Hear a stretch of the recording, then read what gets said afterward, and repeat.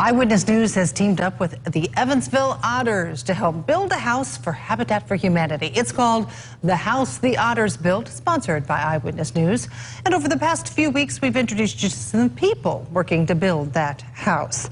Now, tonight, Eyewitness News' Brandon Bartlett talks with the head otter about why the team wanted to be involved in this project. Brandon? Well, Shelley, both the Habitat home and Bosse Field, where the Otters play, are in the Jacobsville neighborhood. That neighborhood has been undergoing a rebirth lately, especially after the completion of the $13 million North Main Street corridor. The owner of the Otters tells me this is an exciting time for his organization and his neighborhood.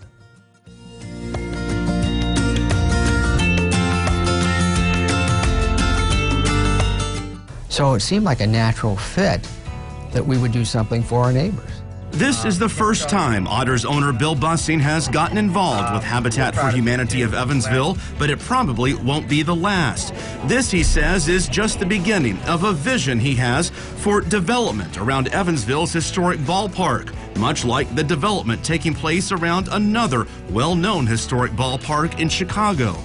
One of my goals long-term is try to create that Wrigleyville effect around the ballpark. I mean, we play 48 home games a year, but we want to create some energy around Bosse Field, to use Bosse Field as an anchor for redevelopment, for commercial and residential upgrades. It can be a catalyst, I think.